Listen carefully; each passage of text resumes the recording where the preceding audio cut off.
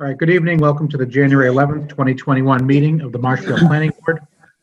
Tonight's meeting is being recorded by MCTV, and we are holding a live remote meeting via Zoom. Our members here tonight are Katie O'Donnell, Nick Papastratis, Fred Monaco, Kevin Cantwell, and I'm Mike Viviano, the chair, and our associate member is Peg Davis.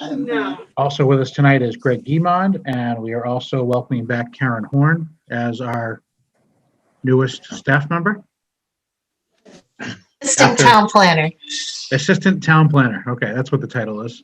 So welcome back, Karen. Thank you. At this time, I'd like to make a motion to open up tonight's public meeting. Is there a second? Second, Katie O'Donnell. Aye, Katie O'Donnell. Nick? Aye, Nick Papastratis. Fred? Fred Monaco, aye. Kevin's not here yet. Mike Viviano, aye. And Peg? Peg Davis, aye. Okay. Kevin Cantwell, aye.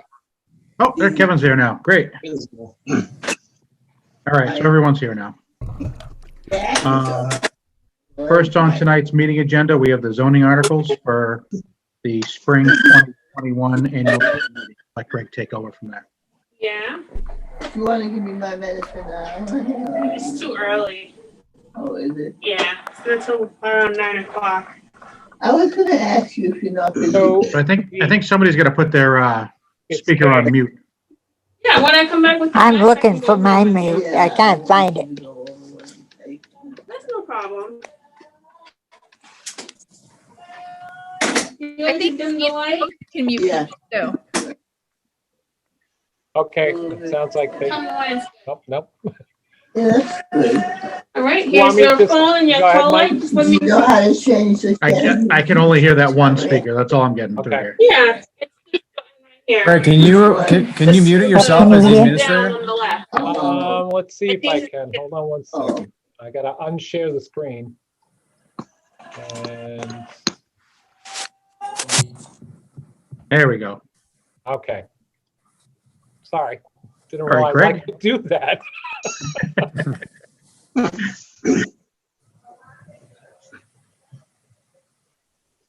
All right, can you see the screen?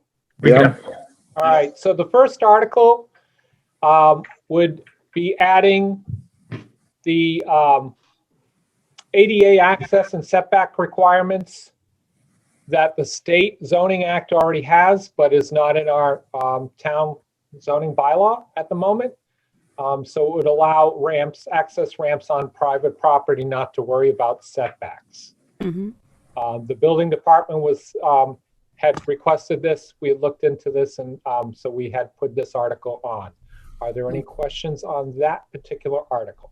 Nope. Nope. Okay. I'm good with this piece. The second article is actually new.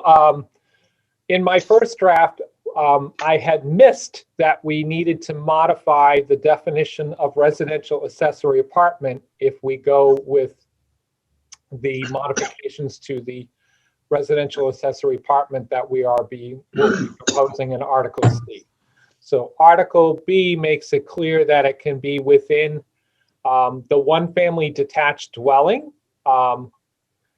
We were calling it single family, but when you look in the table of use, it is called one family detached dwelling. So we changed that to reflect the table of use.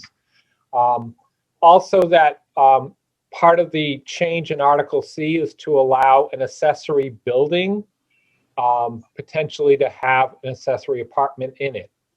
We'll get into more detail in the full bylaw, but this was changed to reflect that we allow it not only in the house now, if this third article would pass, but also in an existing accessory building of a certain size. It does have other limitations that are brought out in the full text. So this would be the change to Article 2, the definition for a residential accessory apartment. Question? Greg, Yep. does that no longer have to be owner occupied? It still has to be owner occupied, but that's in the other text. Okay.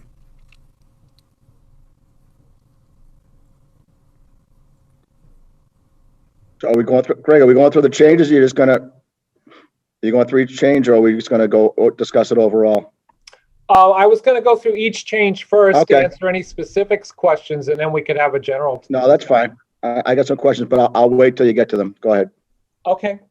Article C is the main body of the text for the existing residential accessory apartments. Text that isn't being changed is shown in black. Text that's being added is in blue. And text that's being removed is in red with a strikeout. So under the purpose, we're adding or accessory building to a one-family detached dwelling. So that's the change in the purpose. So currently you can have an accessory apartment in an existing home. And now we're allowing it potentially to be in an accessory building. Down under E, we're adding a new E, not to unduly alter the density of the neighborhood or population of the town with impacts to water supply, traffic, and waste generation. I believe that language was already in there, but this has been reworded so it's clearer. I didn't see that in there, Greg. Okay, because It's I E. thought we had this in, I got to pull. I think it's maybe somewhere else, maybe not in this, might be in the zoning somewhere. Because I looked at this and I just thought it was kind of, I don't know, I'm not a lawyer, so like arbitrary or capricious. I just thought that was, I don't understand it. I mean, what's adding that add to the, So the existing, when it was originally drafted, the accessory apartment bylaw was mainly to allow older, larger homes that had the family size was decreasing, but the homeowner or the couple that were living there would still like to stay in the house. right? They were having difficulty, so the accessory apartment was allowed so they could have a way of renting out a portion of the house in order to be able to stay in the house. So that was the original intent of the accessory apartment. We've had some confusion because a lot of people thought that it was restricted to in-laws, which it is not. There is no price control or rent control on this. It is not an affordable unit. It was never meant to be because it was subservient to the existing house with the primary function of allowing the people to stay with their house. The original language had it that the owner had to stay in the main part of the house. One of the things that have been changed in this revised bylaw is it would allow flexibility for the homeowner to move into the accessory unit. You still have to have it owner occupied, so this does not just become rental properties. But it does allow the flexibility for the original homeowner to go to the smaller unit if they prefer, because they don't need the size of the original house. So that was kind of the initial purpose of the bylaw. We had a lot of people give us feedback that they thought everybody should have accessory apartments, and that was not the intent. So I believe E was to address, this is not something that's everybody gets. It's, you're not supposed to be doubling the population. And also remember, these units count against us for 40B because we do not have rent control on them or anything. They're not, there's no restrictions on what you could get for rent. Okay. Greg, how would that be enforced? It does seem ambiguous to Kevin's point. You know, who decides if it alters the density or... The special permit granting authority, it's similar to what we do on other special permits. We are not the special permit granting authority in this case. Right. It is the Board of Appeals. My understanding is there's about 60 active permitted accessory apartments in town. And any given year, you could have maybe 4 new ones come online. There are a lot of people that would like to build a new house and have an immediate accessory apartment available so they could pay for a portion of their mortgage. And again, that was not the intent of the original bylaw, which is why we had a 3-year waiting period. That 3-year waiting period had been reduced to 1 year, as we'll get to later in it. But typically, it is the special permit granting authority's ability, based on public comment. So say you had a neighborhood of 10,000 square foot houses. So you have already a fairly dense area, and you have somebody who doesn't really have proper room or space or whatever, or there's already a multitude of accessory apartments in there, and that neighborhood comes to the board meeting at the special permit and they say, you know what, this is too dense, we have too many of these. The Board of Appeals could say in a judgment call, we don't think that we find that there's already 25 accessory units in this neighborhood and there's too many in there, and we feel that this is too dense. And they could do that under the special permit. But I think E is more wordy. I mean, D says to protect and maintain the character of the surrounding neighborhood. I think it's, I just don't see where this adds anything to, I guess. I just, Okay. I'm missing, that's just my point. I just think it's, Well, well, when you make a finding, when you get, because you would expect somebody to take you to court, right.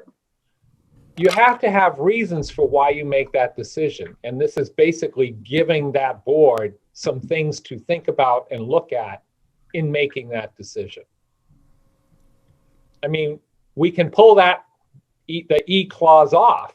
I mean, I don't care. I mean, if other people are fine, I mean, I'm just going through the points that I have questions on. I'm just going to bring up. I'm not, Okay. if other people think it's fine, then it is what it is. I got to think about it a little bit, Kevin. Yeah. I guess I'm okay adding clarification to some of these items as long as it doesn't contradict or kind of confuse the intent here. Yeah. I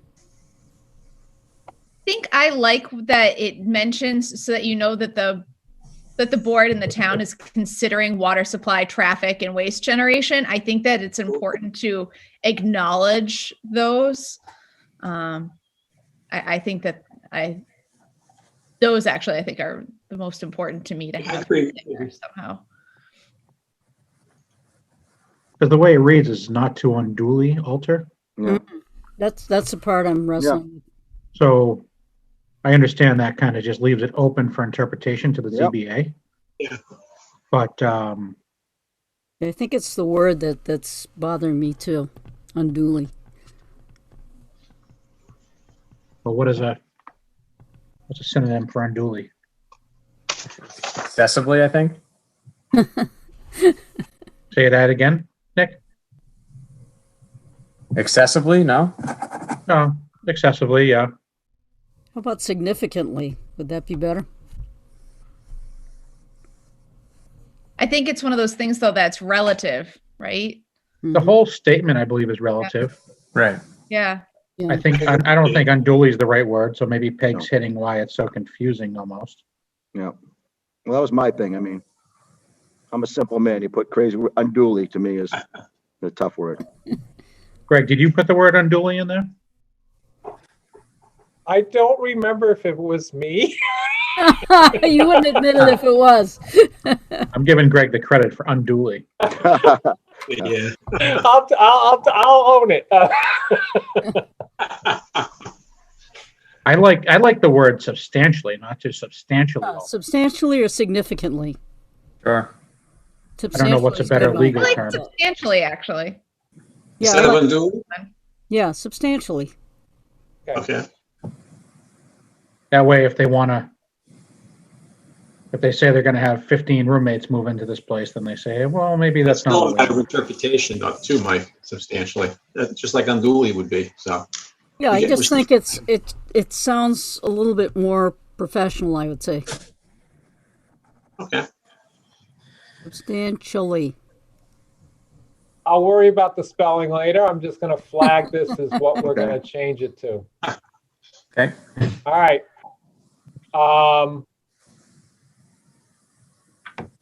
So under applicability, that's where you have your single or one-family detached dwelling or an existing accessory building to a one-family detached dwelling that has a footprint of at least 400 square feet in area. So there's several reasons why we had that minimum size in there, based on our discussions with the building department. 400 square feet requires a actual foundation, which is checked by the building department. That's number one. And number two, we had a number of people ask us, well, does this mean I can convert my shed into an accessory unit? So we wanted to try to make it clear here and in other places that no, this does not mean you can turn your shed into an accessory unit, especially if it's right on somebody's property line, etc. So we are allowing the opportunity for the accessory unit to be in the accessory building. But there is, as we'll go through here, several other caveats. Greg, can I ask a question on this one? Yep. Where it says an existing accessory building. If someone was building, say, a new barn or garage or something along those lines, I know this is something that I had asked you about before, is why we wouldn't want an accessory like in new construction. And I understand it's to benefit existing residents of Marshfield. You know, we're not looking to bring in many more units, but to benefit existing residents. But if somebody was going to be building a new building, is there a reason why we couldn't? Like if they wanted to incorporate an accessory unit, it seems that if we're sending them through the whole permitting process, could they not get it permitted if they were building something? Wait, you mean rather than waiting? So Yeah, like why are we sending people back through the whole DBA process? Right. So the short answer is you could build, but you have to wait 1 year versus 3 years. And yes, you would have to go to the ZBA for the special permit to get the legal accessory apartment. But you may not have had to go to the ZBA initially to build said barn or other accessory building. Okay. The accessory building still has to have that primary accessory use. Yeah. So you're not, I'm building a barn and all of a sudden it's a 4-bedroom house. Yeah. And as we go through here, you'll see that there are several other things added to kind of clear up what actually the accessory unit is in the accessory building. Greg, let me ask a question real quick. I think and Katie, tell me if I'm wrong. I understand leaving a 1-year rule for new construction houses, but why would we have, if somebody wants to build an in-law apartment in an accessory structure new, why would they need to wait at any time to actually convert that? Right. What if they built the house and the barn at the same time? And so that they're both new? I don't think you could do that because that's new. That's all new construction. Right, but you need to account for that to say that it's not a new barn with a new house. That's true. And also, if you have an existing accessory building, you can put the accessory apartment in there so long as you don't substantially add to that structure to make that accessory unit. There's no time frame to wait for that. But if you were to add to the accessory building, you're adding a complete accessory apartment that would probably fall under, by the building department, substantial construction, and then you would have to wait the 1 year.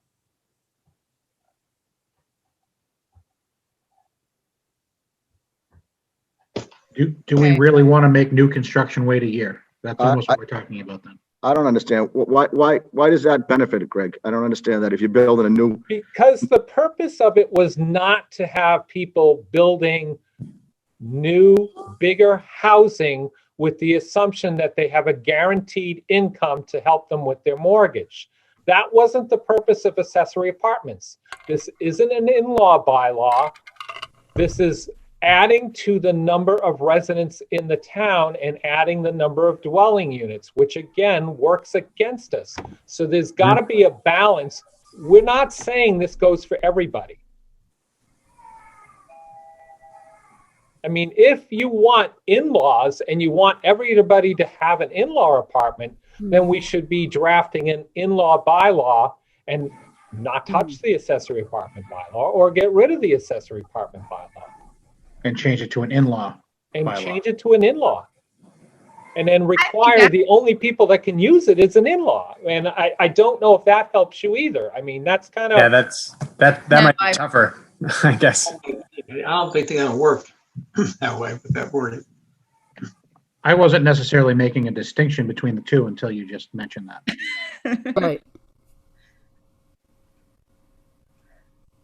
Yeah, I just, I mean, I understand, Greg, what you're saying, but I mean, if Kevin Cantlow's building a new house, and I've lived here my whole life and I'm building a new house and I want my in-laws, which I wouldn't want them in there. Are we on tape? I'm only kidding. We I'm won't only tell them. kidding. I'm only kidding. But I mean, why do I gotta wait a year if I'm building it? Yeah.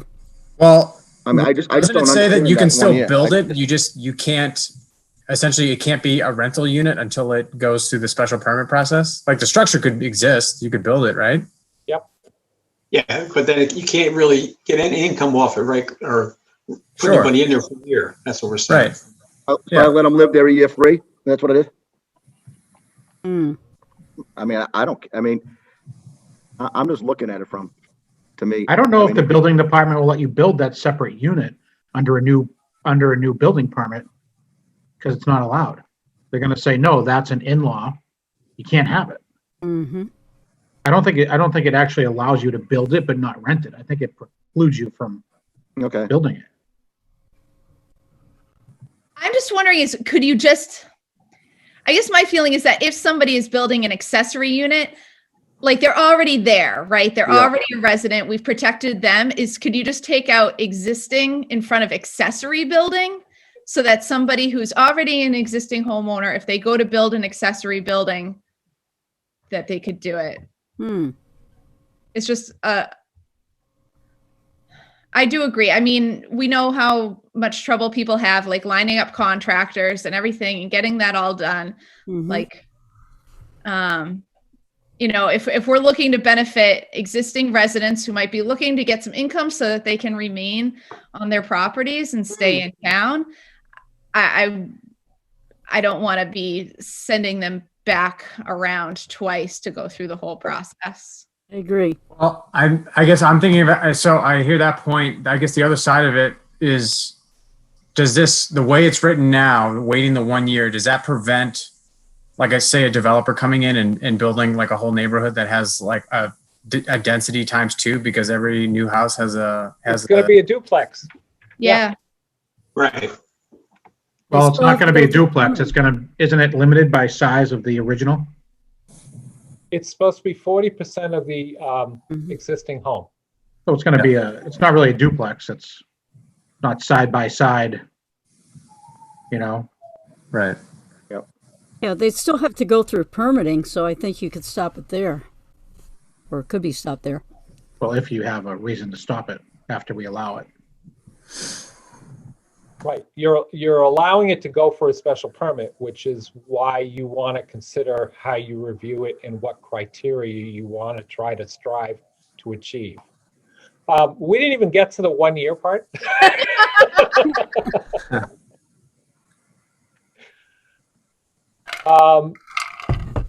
So the language on C was just a modification I needed to clarify when it was in the house, that language was there. D is for the accessory building, similar type of language to say, you want to develop it within the existing building. It should still keep that appearance and function of the existing accessory dwelling with a new entrance, et cetera. So that's kind of where that language came in. E is the accessory building should be considered to have a minimum 30-foot front yard setback and shall meet your side and rear setbacks in the district. Again, that's to keep people from having a shed that might be right on the property line, or et cetera, being used as the accessory unit to make sure that it's spaced away from other single-family homes that it will abut. So why are you just going to define it as a 30-yard front setback and not just to conform with your zoning in your zone?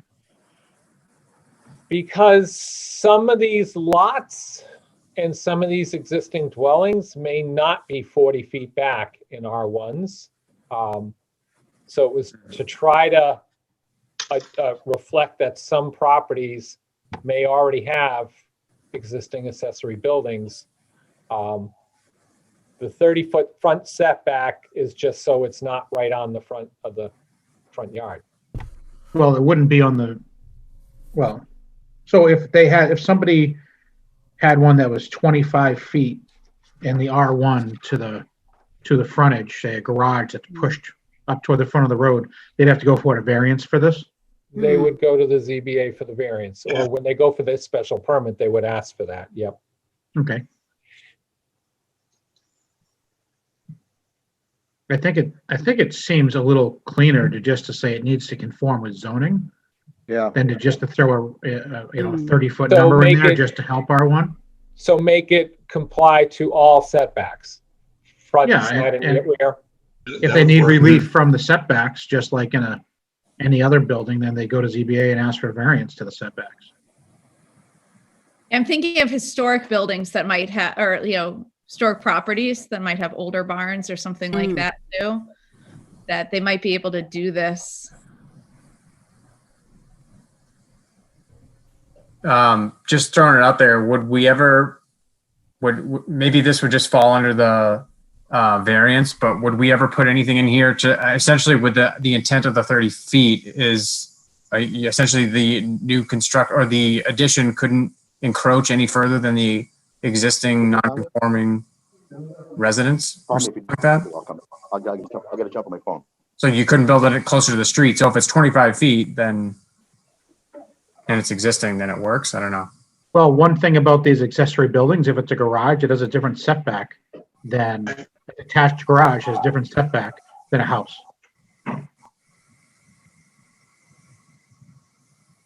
So they comply easier than a house does. Okay. All right, we're finally getting to H with the 3-year waiting period reduced to 1 year. Okay. And so I spent a lot of time with several members of the Board of Appeals because they were having a hard time wrestling with this. And they took it as the old language that if you do any work, you've got to wait the 3 years. And it was no, if you have an existing building or existing house, so long as you're not substantially adding to create this accessory unit, you do not have to wait that 1 year time frame as we're proposing now.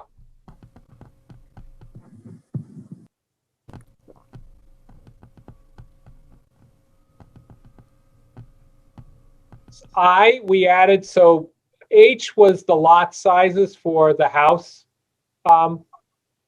requirements, the minimum lot sizes, etc. I added in a 1.5 times the minimum lot requirement if you were putting the accessory unit in the accessory building. I gotta go upstairs. I don't understand So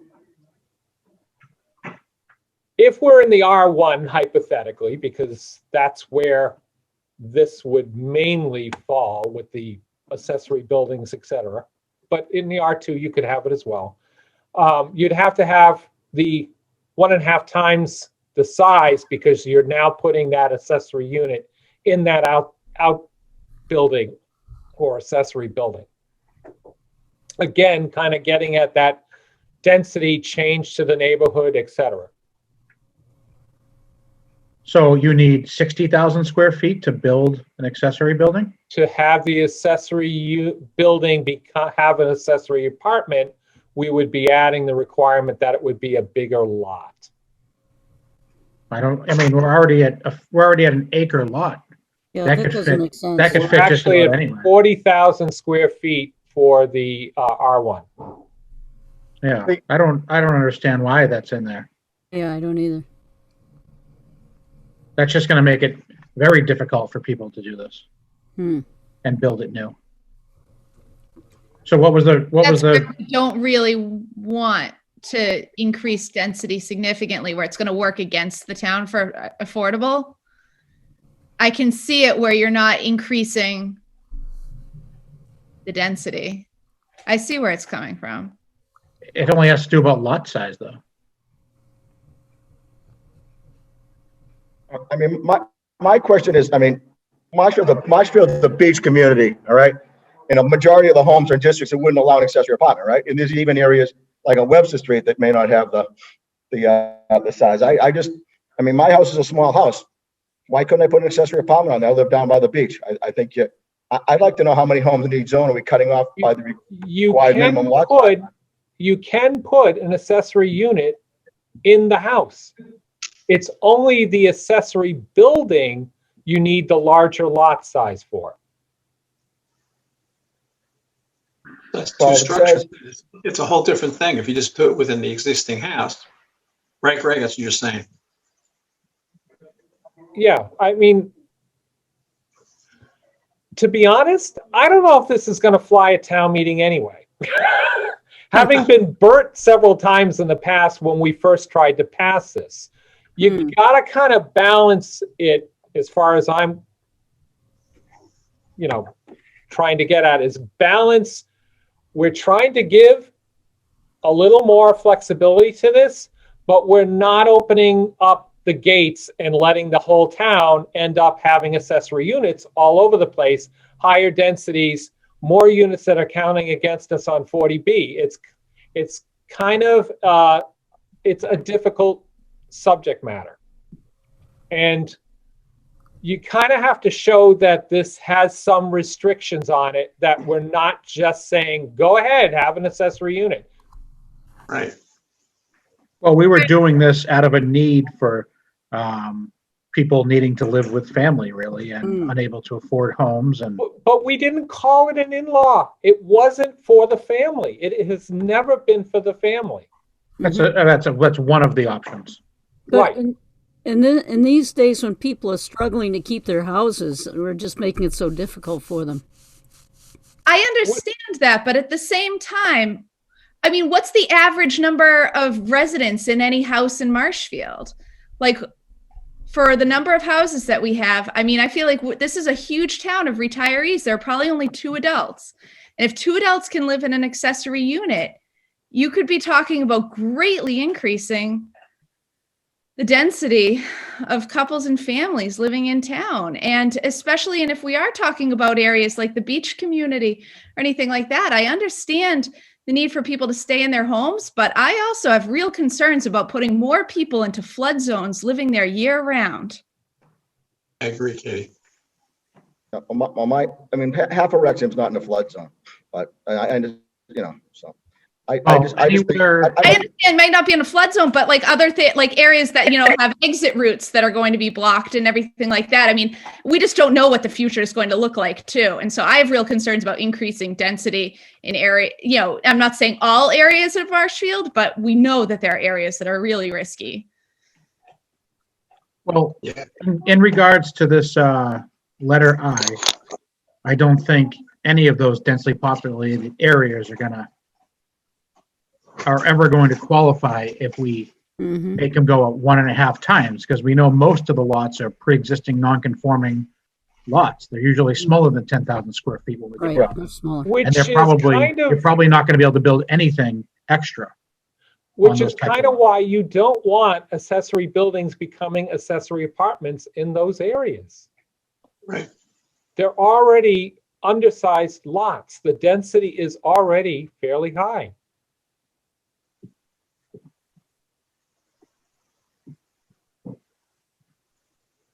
So the way around it would be, I could put an addition on my house though, right? Yep. And I could put an in-law apartment in there and just not put a stove in. Yeah. So is that okay? And you wait the year and you then you go to the Board of Appeals and you get your accessory unit. I mean, you have the ability to put the accessory unit in those districts in your house already. Even if it's under 10,000 feet. And we only have 60 in town. 60 legal. 60 legal, sure. We have lots that are not legal. Yeah. Well, the housing production plan's at 37, so maybe that was wrong then. Well, we specifically asked the building department and the ZBA the other day. Because they have to get a permit every year, I believe, from the building department. They're supposed to. I think compliance is fairly good, but not perfect.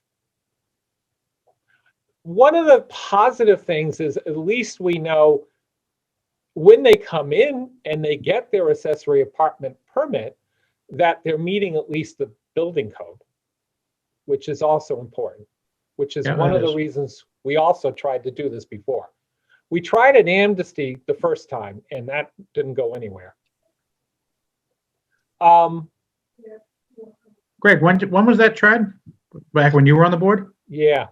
Okay. Back like in 1990. Yeah. Now, granted, things have changed, and maybe that was before the internet. Yes, before the internet.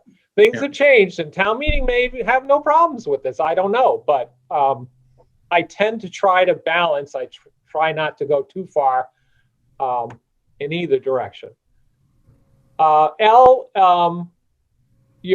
Some towns require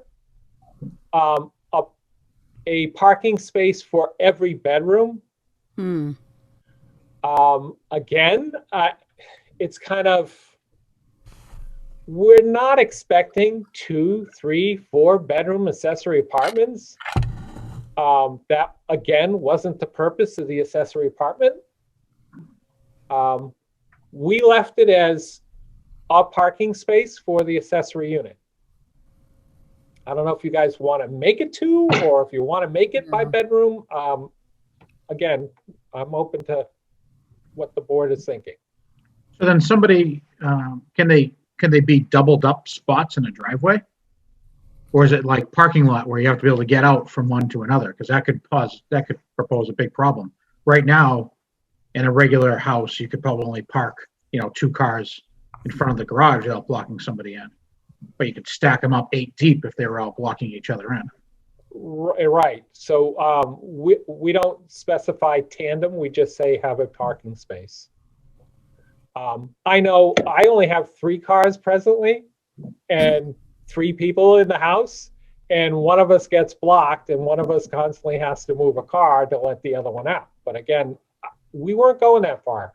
We just said in the existing bylaw, 1 parking space. We didn't change that.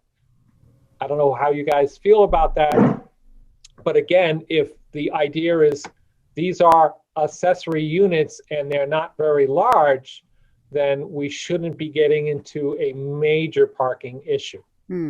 But if you're in an undersized lot, in some cases, they don't even have 2 parking spaces. This could be a potential problem, and it could restrict some of these units from being created. Is a parking spot on your lawn if you want it to be? I guess if you're going to park on the grass, I think it should probably be clearly defined with gravel or something at least. But we don't specify that in this bylaw. And this is going to be some things that people are going to have, that the zoning board will have to, this will be part of the special permit. They're going to have to approve all of these. Well, they're supposed to show a parking space on that site plan that's approved by the Board of Appeals. I have not had any Board of Appeals member or staff say we've had problems with people not being able to provide a parking space. So that has not come up yet, but we haven't, seen everything possible.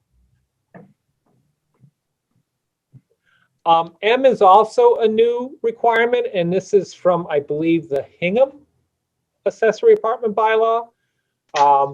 One of the fears in the past about allowing the accessory building to have the accessory unit is 5-10 years later, a attorney or someone comes in and says, well, this is a separate residential unit. We want to have that lot split, or we want this property split off from the main property. And this is to make it clear that these accessory apartments are not to be conveyed, sold, or transferred. They're part of that single family or one family detached dwelling. I think we definitely really need that, Greg, that piece, because I can see that happening. You know, Do we actually have the power to put that in there? It becomes a condition of the approval. Okay, Somebody I could think- appeal it, but. Well, I just think that'd be a really good Bob Galvin question, because I remember one time him telling us that we could not zone ownership, and we could not condition ownership Mm. in another project. Because we wanted to say to somebody, they all need to be for sale, and we didn't have the power to say if they were for sale or rent. I don't know if this comes under the same part of that. Well, isn't it different though? Because we do control lot lines and we're basically saying they can't make It's it a too lot. condo. No, it just becomes a condo, is what happens in that case. Just like they did with all the 3 families in Waltham or South Boston, they took all those So units. you and broke just them. made me even more concerned, Mike. No, you know what, I completely have a concern about making a bunch of 2 residential homes getting split up into condos. And I know Hingham has it in there. It doesn't mean they were right. It might just say they don't want it. But I think that's definitely a big Bob Galvin question to ask, if we can actually regulate that or not. Okay, Because if we can't, then we need to consider this differently. continuing on, number 4, accessory units. We want the, floor layouts, any exterior changes to the buildings, and then the site plan showing new and existing buildings, setbacks, parking, grading, etc. And then the minimum open space to be maintained. Again, trying to get at that density. So that was the accessory apartment bylaw. I will come back to these once we go through the rest of them. D came up, actually D and E came up based on our experience with Frozen 4. So it was brought up to me after our special permit had been issued that the table of use did not show that the medical marijuana was allowed in the WRPD. A small portion of the area that we had zoned for medical marijuana along Route 139 is in the WRPD. I knew that. I did not show that on the table of use. And what we're proposing is for both the medical and recreational that we put an asterisk after the special permit and make it clear only in the WRPD within the I-1 district, excluding the PMUD for those 2 uses. Because remember, we basically put the marijuana facilities in the industrial section. They're not allowed in the PMUD. So that's where that particular article came up. Any questions on that one? And then the second one is when the state first approved the medical, and then almost like a year later, they approved the recreational, we took the state's bylaw for the medical and we passed that. And then we took the recreational and we added that to the bylaw as well. The one thing that we forgot to do, and to me, I didn't have a problem with it, was a combined medical and recreational facility. Now, the other marijuana facility, the one on Enterprise Drive, initially wanted to do that. And then they realized it was 2 separate uses, and under our zoning, you can only have one principal use. and they were told they couldn't have it. So this change on Article E would allow a combination of medical and recreational to be in the same building. Not saying that would happen now because both of these guys already have their permits, but they could come in the future and adjust their plans accordingly. And again, this one was kind of because the timing when the state approved was delayed by a year or two. A lot of the towns got caught in the same kind of dilemma or restriction. So this would be to address that particular change. Okay, here are no questions on that one. The last one was FEMA and the state have come up with a model bylaw for the floodplain text. And it was substantial enough that I didn't bother trying to do blue and red and strikeouts. Just consider this all new language. We do have some of our old sections in there. It's pretty extensive. Unlike, for the most part, I've always tried to keep our definitions in our definition section, but they had so many definitions in their recommended language that are so specific to the flood, I just put them in here. So it has lengthened the bylaw a little, but all the related definitions are attached. When we get into it, the text itself, I'm going to just scroll down to the major change that I was initially concerned with is we had special permit language in here. And the recommendation that I initially got was it comes out because they gave us variance language. We've spent, Andrew and Karen and Nancy and I have spent considerable time talking to Eric Carlson in the state and Joy. And we have put the special permit language back in, but I think there is some clarity to the special permit language that may not have been understood in the past. And I just want to highlight this because I think it's pretty important. So the only two types of uses that can get a special permit in the floodplain are non-residential structures, such as bathhouses, boatyard structures, or educational, which require them to be in that district, or the restoration or reconstruction of historic or national or state registered historic places. So that was not something that had been understood before we had all this discussion with the state.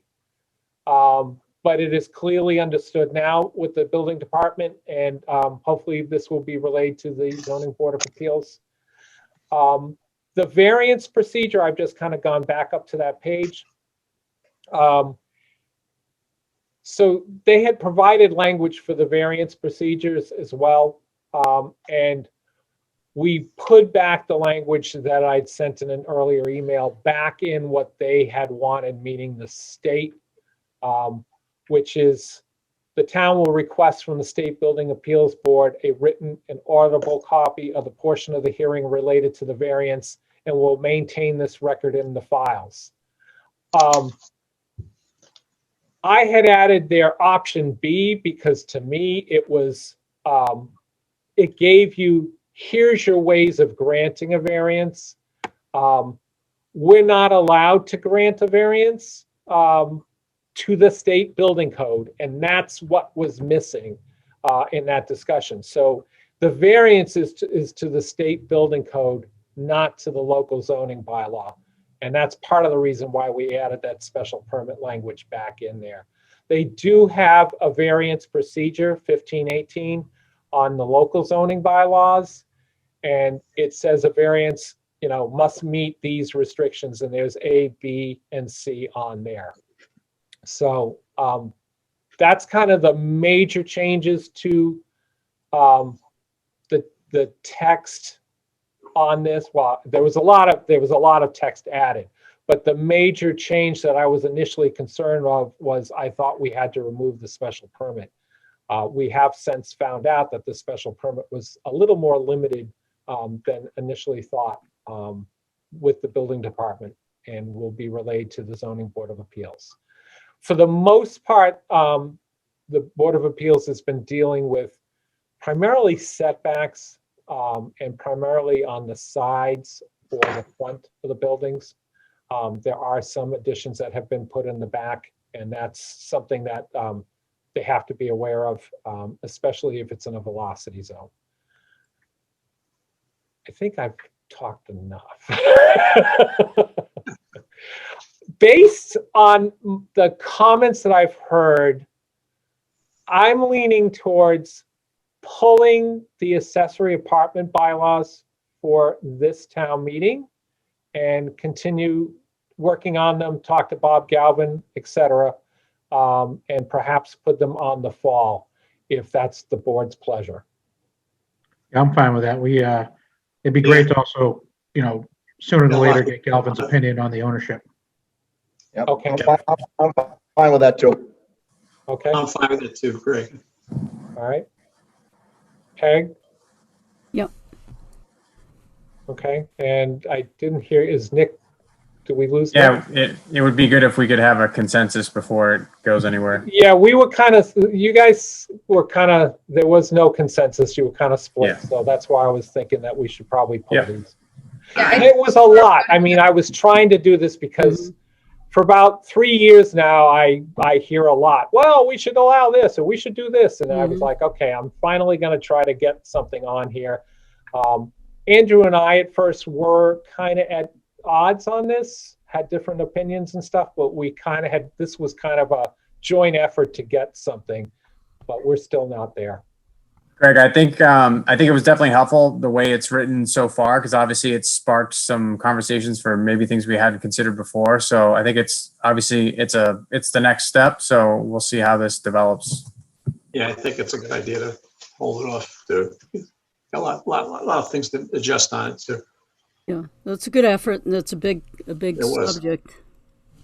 So I'm going to pull B and C, and is the rest okay to go to the Board of Selectmen tomorrow, because the warrant will be closing before you guys meet again, I believe. Mm-hmm. Yeah, we'll take a vote on that now. Okay. Yep. So which ones are we actually pulling? We're going to pull Articles B and C from, so the accessory apartments and the accessory apartment definition we're going to pull, but we're going to go forward with the ADA, which is the Article A. And we're going to go forward, I guess, with what was D and E, which were the ones on the marijuana facilities. And then F is the floodplain. Okay, so I'll make a motion that we move these articles A, D, E, and F to the selectmen for the upcoming spring town meeting. Is there a second? Second, Katie O'Donnell. Aye, Katie O'Donnell. Nick? Nick Papastratus, aye. Fred? Fred Monaco, aye. Kevin? Hi, Kevin Cantwell. Peg? Peg Davis, aye. And Mike Viviano, aye. Okay, thank you, Greg. All right. So next up is the street acceptance. You guys can still see the screen? Mm-hmm. Yep. So I have gone out, I've walked all the streets, I've photographed each of the streets. I have some more background I have to dig up on some of these. And from the beginning. So the first three are part of the Horseshoe Farm. It's Horseshoe Farm Lane, Cottage Lane, and Ware River Road. And here's some photos from the site. This is our most recent completed subdivision. It's in very good condition. I have no issues with the sidewalks, roads, drainage, or anything. Everything is in very good shape and is functional. You can see where they've made the repairs to the sidewalks, et cetera. They had done a couple of small little patches, remember when the residents had come in and stuff, we do have their as-built plans. So those 3 streets are in very good.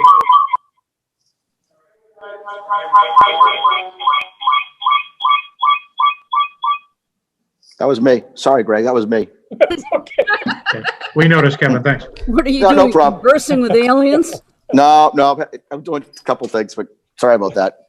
So the next two, the next 2 streets is Cessspring Drive and Old Woodlot Lane. The upper half of Cessspring Drive is in good condition. That's the section where all these houses from 6 up to 33 are. That section of the road is in very good shape. The lower portion has a couple of smaller issues. The drainage area is like completely overgrown, and I can see garbage and stuff, trapped down in there. We have this heave in the sidewalk, which there's no tree right next to it. There's no roots or anything. I don't know why it heaved. Yeah, that's weird. A couple of places in the street, it's starting to crack and stuff, and the drainage, the lower drainage area, there's a couple of catch basins that need to be cleaned up, etc. That drainage lot is on E090170. We have the as-built plans, and we still have some money. I think in this case, we should get these things corrected. But again, we're not ready to make that report yet. I'm just flagging it. I will try to get a hold of the owners to see if we can get this work done. Or we may have to end up pulling the bond to get these repairs done.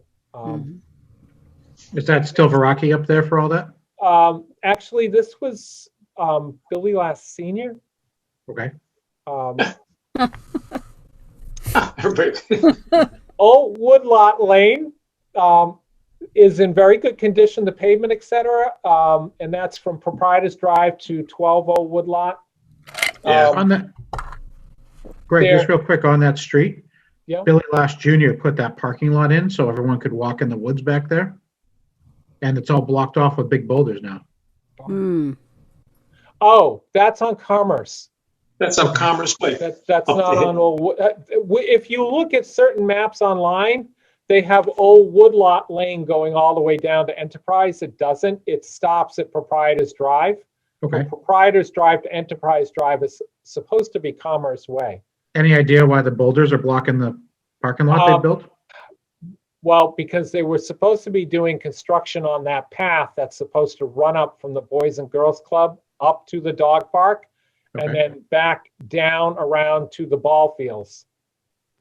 And they have a lot of material piled there because that was going to be used as part of the regrading for the dog park. So I think it might have something to do with the dog park construction. I will ask. Okay. So the parking lot seems like it could be open. There's a lot of room all around that to get machines in, and all that material is way back from that parking lot. It's just that there is people walking back there. They're just parking right on the street. And if there was just those 4 spots open, we wouldn't have people having to park on the road right there. So that'd be nice to see it open back up. It doesn't seem to be closed for a reason, or they could put those boulders surrounding that parking lot. It would be doing the same thing if they're trying to keep somebody out of the big piles. So Big piles. The only thing on Woodlot Lane is that turtle fence and we have to leave, I guess, the turtle fence there for the moment, but they really should clean up that sidewalk in that section. Particularly once it goes down to Commerce, you can't see it, it's way overgrown, but at least in this section, because this is what's up for the street acceptance, we could at least get that cleaned up prior to acceptance. The next one is Stony Brook from Grove Street to Telegraph Hill Road. And in that one, overall, the road is in good to fair condition. There is some cleanup and some repair work needed. You can see on these manholes, they're starting to, slump. The pavements, there's a heave, etc. Sidewalks, for the most part, are in very good condition. There are a couple of areas where the granite upright curbing behind the catch basins must have been hit with a plow or something, and they're whacked out of line and stuff and need to be reset. The only section of the road that's in really bad shape is right at the intersection of Stony Brook and Telegraph Hill. That's actually in the right-of-way of Telegraph Hill, and that section of Telegraph Hill is not accepted yet.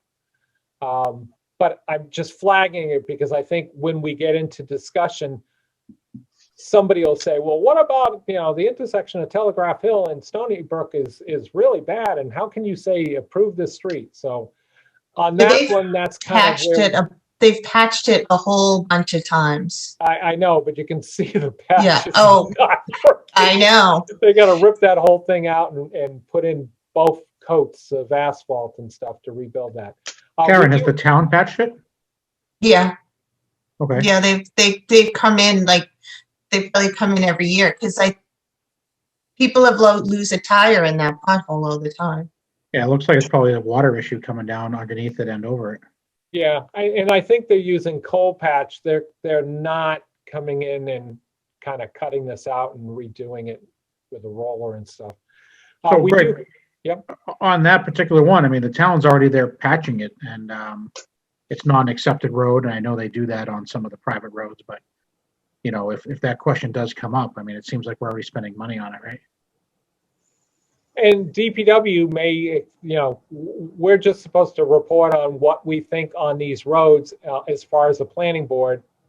So, and this is just the first, I was going to do a matrix as well that gives you all the different categories for each of the roads and what's the status with them. I was just flagging, this is probably something that residents are going to ask about. We do have an as-built for the Stony Brook, this portion of Stony Brook. The Greg, next one, interrupt and ask a stupid question, possibly? Probably stupid.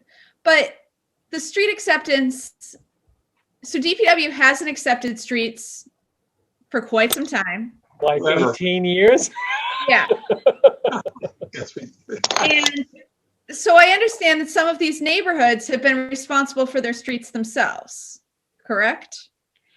Some of the Absolutely. neighborhoods are responsible. And in some cases, we still have some money that we have from the original subdivisions. I don't know about Stony Brook, but in Seth Sprague, Old Woodlot, and the 3 from Horseshoe, we still have some money in case we needed to fix something.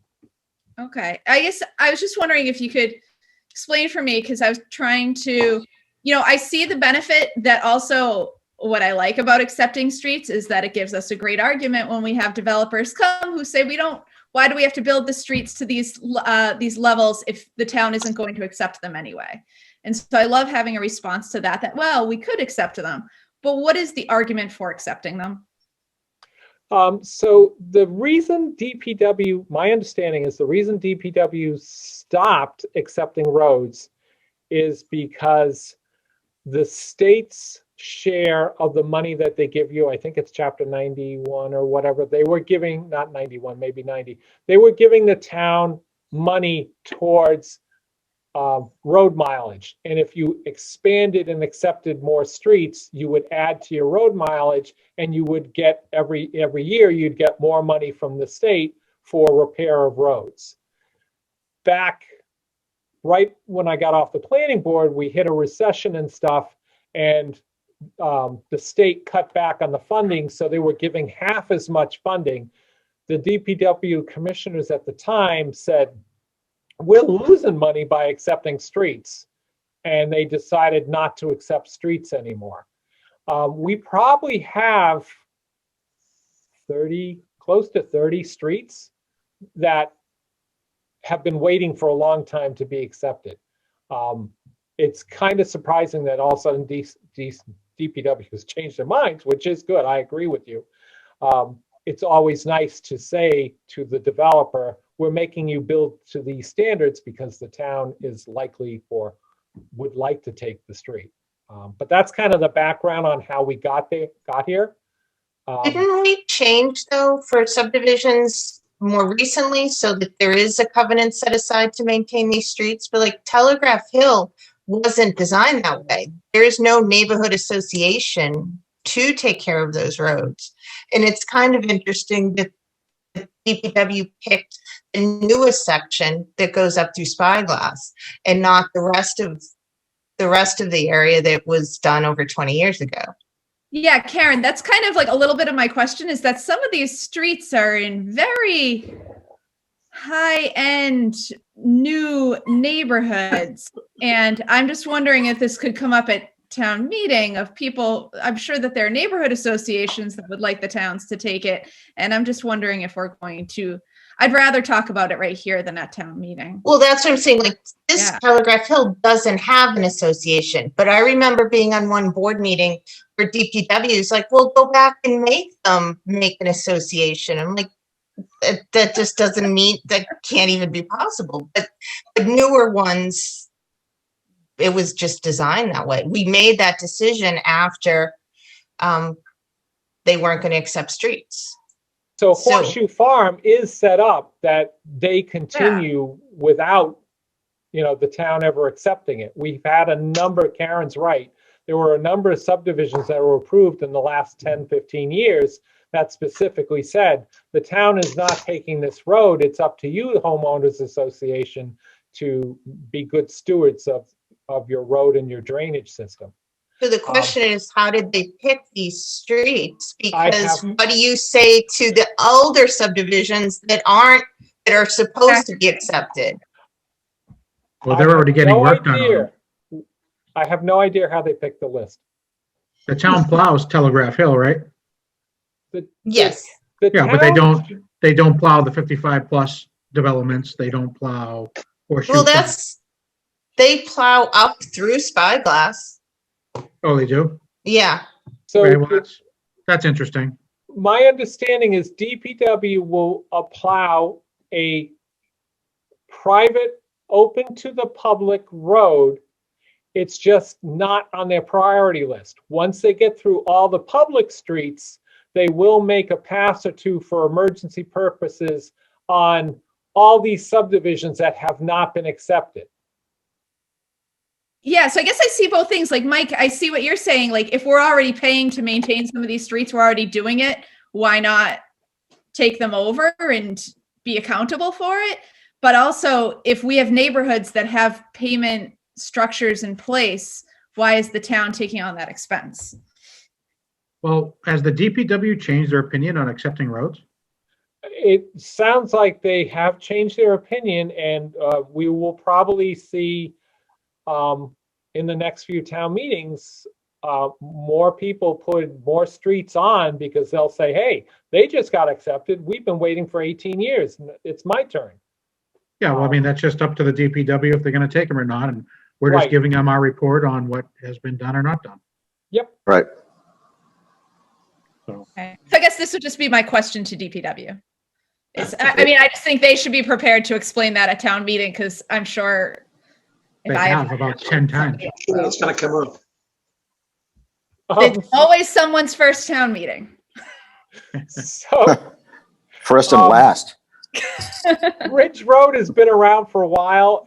This section is from Ferry Street because the other section of Ridge Road is already as an accepted town road. But this section of Ridge Road had not been accepted. So it's from Ferry Street up in the north by the bridgeway down to Bay Ferry Road by that other bridge. On this one, generally the road it's an older road. It has some cracks, etc. It has some patches. It has some uneven parts. It's in fair condition. It's not bad. The one thing that really struck me was there's only one catch basin on the entire section of the road, and it's right at you can see the mailbox with the fence. Yeah. It's right there. Not even in the paved section. It's in the right of way, but it's, and apparently there was a drainage pipe put in, etc., but we've never gotten the easement. So DPW is still trying to get the easement language for that one. Like I said, I don't believe this one had been approved under planning board or subdivision control laws. We don't have any as-built, et cetera. The road's been there since 1910. Right. Oh, my God. So again, this Gravel it one up is, the catch basin. it's not really something that you guys, as far as the road's concerned, it's in fairly decent shape. It would be nice if they could get that easement language done. But again, that's that one. The last one is Harlow Road, which is basically from one side of Anderson Drive to the other. I don't know how this one, if Anderson Drive and Chandler Drive and all the other ones in this subdivision got accepted. I don't know how these guys got left out. It was an early subdivision, so they don't really have a berm. They did put sidewalks in. They were Bitcom sidewalks though, and they're in pretty bad shape. The drainage seems to be in very good shape. There's no debris or anything. It seems to be functioning fine. The roadway itself is in pretty good shape. It's pretty much the sidewalks and some of the curb cuts are in tough shape on this one.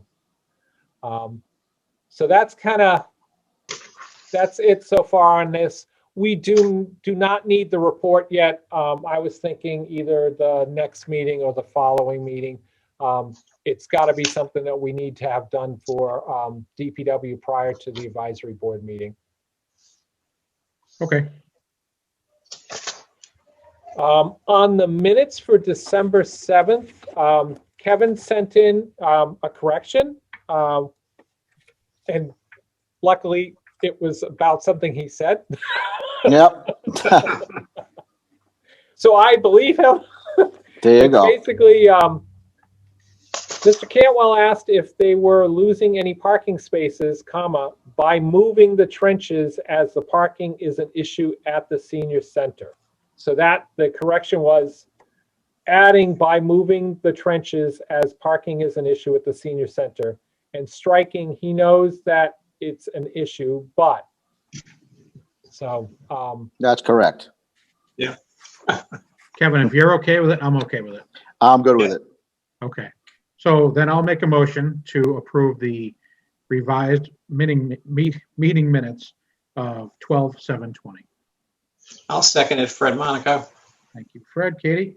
Aye, Katie O'Donnell. Nick? Hi, Nick Papastratus. Kevin? Hi, Kevin Cantwell. Peg? Peg? On mute. I, Peg Davis. Thank you. I, Mike Viviano. Okay, the amended meeting minutes are changed or adopted.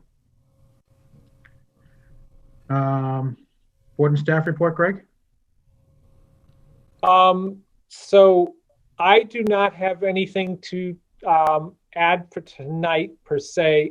I know we will be getting, actually we will not be, the Board of Appeals, there'll be a proposal for a solar farm on the Stearns property next to Modera coming in shortly.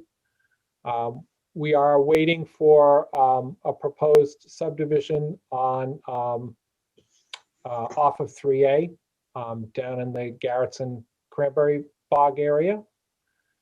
I'm expecting, I got to return a phone call to Attorney Brodsky on DJ Sullivan so we can get that issue resolved.